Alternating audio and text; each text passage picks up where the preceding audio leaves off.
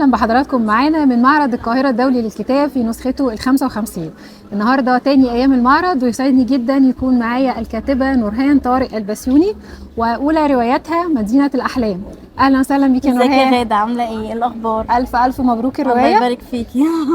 نورهان انا اعرفها من البوك كلابس الكتير ومن الندوات، يعني 80% من الندوات اللي بحضرها نورهان بتكون موجودة. ايوه دي دايما حقيقة. بتكون حريصة انها تحضر ندوات، سواء في ناحية شرق العاصمة مكان ما احنا موجودين، التجمع والرحاب ومدينتي، او حتى في الاماكن البعيدة، ودايما قارئة جيدة جدا وعندها نقاش وحوار واسئلة للكتاب.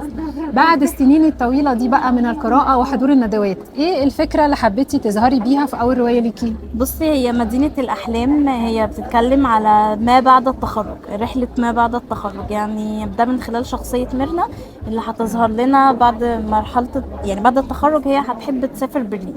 بالنسبة لها برلين دي مدينة أحلامها اللي هتحقق فيها الطموحات.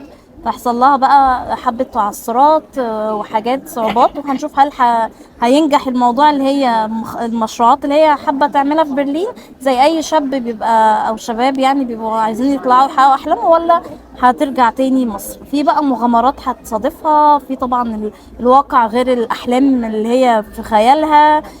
ده بيهز شوية في شخصيتها شوية بتتمرد، يعني كل ده هنشوفه من خلال بقى وصف المدينتين، مدينة برلين وحاجة اسمها نيوروبن، مدينة برضو جنبها تبعد عن برلين ساعة ونص. هيحصل قصة حب برضو، مش عارفين ان ده حب ضائع ولا هيكمل. بس دي مغامراتها، وهيبقى في مفاجآت بقى يعني. مفاجآت. اه. طيب انتي تصنفيها ايه؟ هي رومانسي اجتماعي، ادب رحلات وادب رسائل. هيبقى في ادب رسائل، انت لو خدتي بالك على الكفر في المسجز موبايل بالظبط. النت والموبايل، يعني في رسائل جوه في وفي رسائل. ادب رحلات ورومانسي اجتماعي. كلها. انت اكيد كان عندك طبعا لجنه للقراءه، مثلا بتاخدي رايهم من اصحابك المقربين او كده. المسودات. كان رايهم ايه؟ بيقولوا انها يعني بيج تيرنر بسرعه، وفي يعني كل واحد كان بيقول لي طب كان ممكن كان عايزين يحصل كذا بدل كذا، مش عارف. كانوا بيناقشوني في حاجات اللي هي الاحداث نفسها، بس غير كده كانوا بسرعه، يعني انها احداثها سريعه قوي. اوكي. الشخصيات بقى فيها هنلاقي فيها بعد نفسي وكده ولا ايه؟ بصي، هي هنلاقي بقى اللي هو الشخصية المسيطرة شوية، اللي قلت يعني عشان نظرتها مختلفة عن نظرة ميرنا اللي هي الأم، يعني اللي هي هيكون هي عايزة تحقق طموحات عكس طموحات اللي هي ميرنا نفسها تحققها. فيحصل ده برضو صدمات معاها.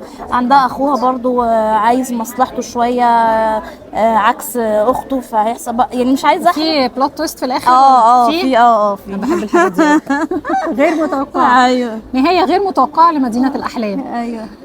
أنا سعيدة جدا باللقاء ده وانا معاكي اسعد والله يا نورهان، وسعيدة ان حد قارئ جميل زيك بعد السنين دي قرر انه يكتب. اكيد هنشوف حاجة متميزة. الف الف مبروك الرواية، بالتوفيق دايما. ميرسي يا غادة. ميرسي جدا. ربنا يخليك. ميرسي لحضراتكم.